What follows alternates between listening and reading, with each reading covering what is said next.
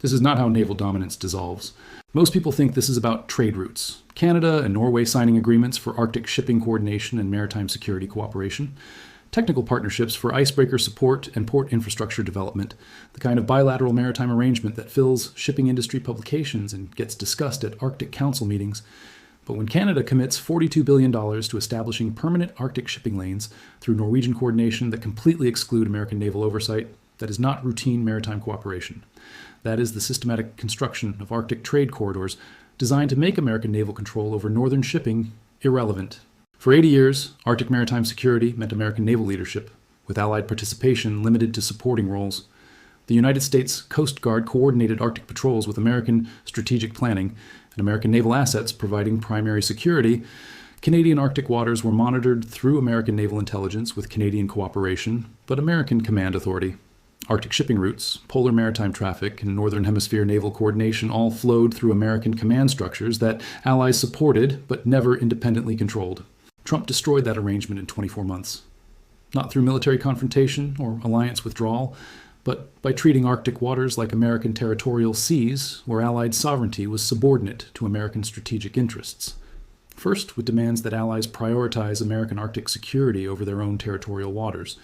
Then with threats to restrict naval cooperation with countries that developed independent Arctic capabilities. Then with explicit warnings that nations asserting maritime sovereignty in Arctic regions would face American naval pressure, designed to maintain Washington's dominance over northern shipping routes. He assumed geographic advantages meant permanent control, that American naval superiority was unquestionable, that Allies would accept limits on their maritime sovereignty rather than risk American naval confrontation.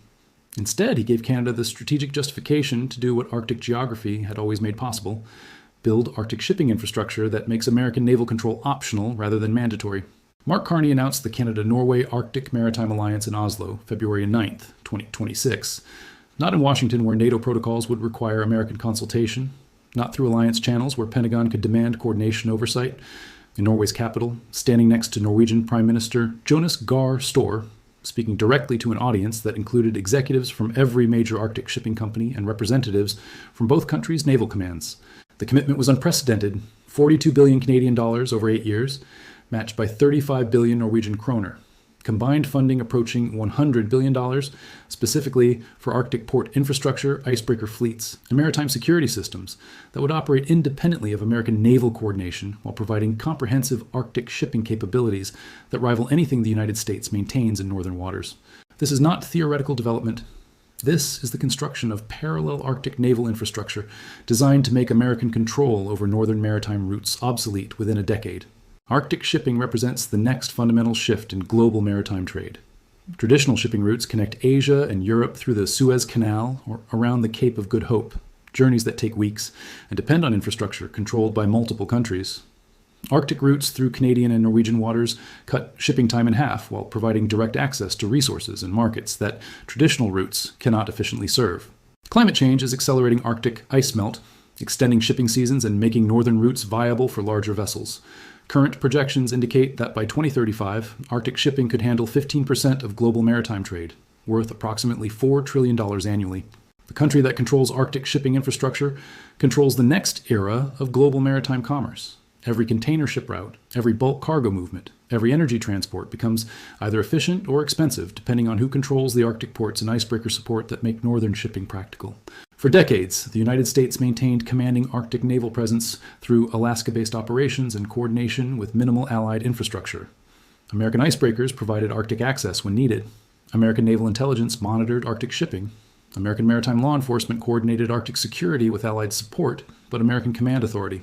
That control is ending through Allied coordination that excludes American participation. The Canada-Norway alliance brings together complementary Arctic capabilities that collectively exceed American Arctic naval capacity. Canada contributes the Northwest Passage, the most direct Arctic shipping route between Asia and North America. Canadian Arctic infrastructure includes Churchill Port, Arctic Bay facilities, and northern territorial waters that provide comprehensive shipping support.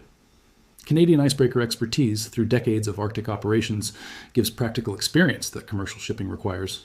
Norway contributes advanced Arctic technology through companies that built the world's most sophisticated icebreakers and Arctic drilling platforms.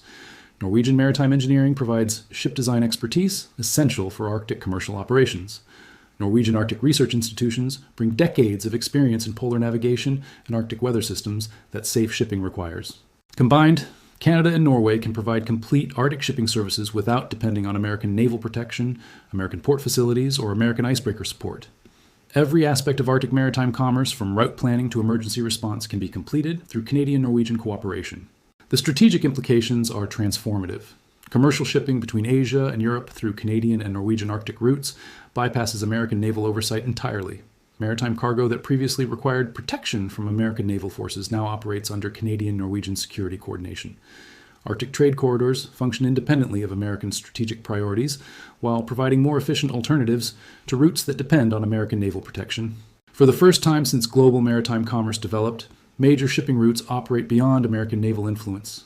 The alliance established 4 parallel development tracks that will fundamentally alter Arctic maritime commerce within 7 years. First, integrated icebreaker fleets.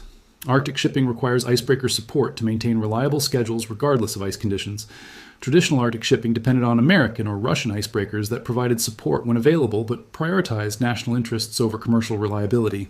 Canada and Norway are building combined icebreaker fleets that will provide guaranteed Arctic escort services for commercial shipping.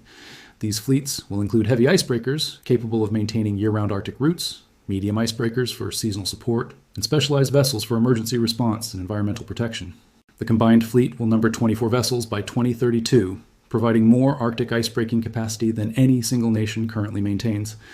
Commercial shipping companies can schedule Arctic routes knowing that icebreaker support will be available when needed, making Arctic shipping as reliable as traditional routes. Second, comprehensive port infrastructure. Arctic shipping requires specialized port facilities that can handle large vessels in extreme weather conditions while providing cargo handling, storage, and logistics support. The Alliance is upgrading existing facilities and building new ports specifically designed for Arctic commercial operations. Churchill expansion includes deep water berths for container ships, bulk cargo handling systems, and warehousing facilities for extended storage. Norwegian ports in Kirkenes, Hammerfest, and Tromsø receive similar upgrades with specialized equipment for Arctic cargo operations. These ports will provide complete logistics support for Arctic shipping, including refueling, maintenance, crew changes, and cargo transfer services.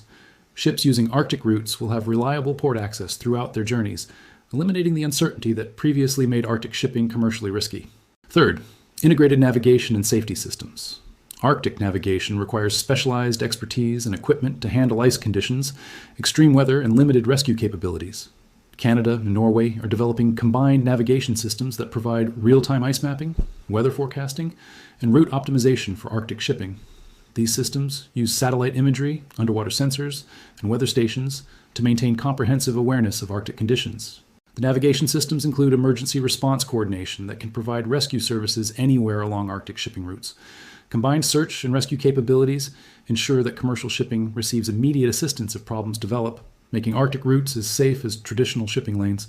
Fourth, maritime security coordination.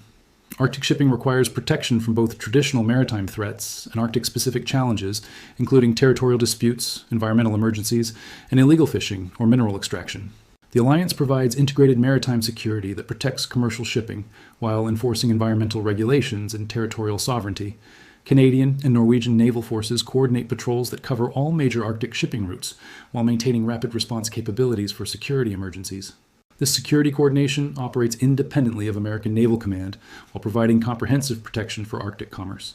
Ships using Canadian-Norwegian Arctic routes receive security services without requiring American naval escort or protection.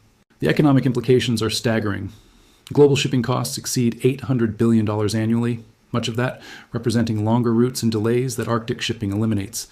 Every container ship that uses Arctic routes instead of traditional passages saves hundreds of thousands of dollars in fuel costs and weeks of transit time. Arctic shipping through Canadian-Norwegian routes will capture increasing market share as climate change extends shipping seasons and commercial confidence in Arctic infrastructure grows. Shipping companies will choose Arctic routes for speed and efficiency, reducing demand for traditional routes that depend on American naval protection. American naval contractors built their global dominance on providing security for maritime trade routes that had no alternatives. When Canada and Norway can provide Arctic alternatives that are faster, cheaper, and equally secure, that maritime monopoly collapses. The timeline is aggressive and achievable. First integrated icebreaker operations begin in 2027, major port upgrades complete by 2029. full navigation and safety systems deploy by 2030. Complete Arctic shipping corridors operate independently by 2032. Within 6 years, Canada and Norway will provide Arctic shipping services that handle 15% of global maritime trade without requiring American naval protection or coordination. American Arctic naval capabilities remain significant, but increasingly irrelevant. The United States maintains icebreaker fleets and Arctic bases, but commercial shipping that uses Canadian-Norwegian routes does not require American naval services. Pentagon Arctic strategy assumed that American naval superiority meant control over Arctic shipping development. When allies build Arctic infrastructure that provides superior alternatives to American protected routes, naval superiority becomes irrelevant to commercial outcomes. American admirals can control Arctic waters, but they cannot force commercial shipping to use routes that are slower and more expensive than Canadian-Norwegian alternatives. Naval dominance, without commercial relevance, is strategic irrelevance disguised as military capability. The alliance is attracting additional partners from countries that want Arctic shipping access without American naval oversight. Denmark is contributing Greenlandic port infrastructure and Arctic expertise. Finland is providing Arctic technology and icebreaker support. Iceland is offering strategic positioning and logistics coordination. Each new partner brings capabilities that strengthen Arctic shipping corridors while reducing dependence on American naval protection. What began as Canadian-Norwegian cooperation is becoming multilateral Arctic development that collectively provides more comprehensive services than American naval forces alone can offer. For American naval commanders, the implications are strategic marginalization. Naval power projection depends on controlling maritime choke points and trade routes that have no alternatives. When major shipping corridors operate independently of American naval protection, traditional naval leverage disappears. The Pentagon built its global naval strategy on protecting maritime trade that had no choice but to use routes under American naval control. When Arctic shipping provides faster alternatives that operate under Allied protection, American naval relevance to global commerce diminishes systematically. Maritime security depends on navies that commercial shipping requires for protection. When shipping companies choose routes protected by Canadian-Norwegian naval coordination, American naval services become optional rather than essential. The transformation is already beginning. Major shipping companies are conducting Arctic route trials through Canadian-Norwegian coordination. Asian manufacturers are exploring Arctic shipping for European markets that bypasses traditional routes entirely. Energy companies are planning Arctic operations that use Canadian-Norwegian infrastructure instead of American naval support. American naval intelligence can still monitor Arctic shipping, but they cannot control commercial decisions that favor Canadian-Norwegian routes over American protected alternatives. Every ship that chooses Arctic corridors represents commerce that American naval forces no longer influence. The psychological impact on Pentagon leadership is evident in congressional testimony where naval officials describe strategic challenges they cannot address through military solutions. Senate Armed Services Committee members receiving briefings on Arctic developments that clearly represent threats to American naval relevance, but offer no military responses that would not damage Allied relationships. Navy Department personnel acknowledge privately that American naval advantages depend on commercial shipping that increasingly has alternatives to American protected routes. State Department officials recognize that maritime influence erodes when Allied shipping operates beyond American naval coordination. The federal bureaucracy is responding with increased Arctic naval funding, but money cannot solve the fundamental problem. American naval supremacy was built on geographic advantages and lack of alternatives. Canada and Norway are eliminating both advantages through Arctic infrastructure that provides superior commercial services. European allies are watching Canadian-Norwegian Arctic cooperation with interest rather than concern. Germany is exploring Arctic shipping agreements with both countries. France is developing Arctic port partnerships that could integrate with Canadian-Norwegian networks. The United Kingdom is considering Arctic cooperation agreements that would provide British shipping companies access to northern routes. European governments recognize that Arctic shipping offers commercial advantages that traditional routes cannot match. Participating in Canadian-Norwegian Arctic development provides economic benefits without requiring dependence on American naval protection. NATO allies are not opposing American interests deliberately, but they are prioritizing their own commercial opportunities over American naval dominance. When those priorities conflict, Allied governments are choosing Arctic shipping efficiency over American maritime coordination. The precedent matters beyond Arctic shipping. If allies can successfully develop maritime infrastructure that excludes American naval participation, other areas of supposed American naval dominance become questionable. Pacific shipping routes that bypass American naval protection. Atlantic trade corridors that operate independently of American coordination. Global maritime security that functions through Allied cooperation rather than American naval supremacy. Each area where allies achieve maritime independence reduces American naval leverage and influence. The Canada-Norway Arctic Alliance is the first comprehensive demonstration that major allies can develop maritime capabilities that exceed American naval services while excluding American participation entirely. Success encourages additional maritime independence projects that further reduce American naval advantages. 20 years ago, American naval superiority seemed insurmountable. American fleets controlled essential waterways. American naval bases provided global coverage. American maritime coordination ensured that commercial shipping depended on American naval protection. The Arctic Alliance breaks that pattern completely. Canada and Norway are developing maritime infrastructure that surpasses American naval capabilities while excluding American naval coordination entirely. Trump wanted to demonstrate that allies needed American naval protection for Arctic security.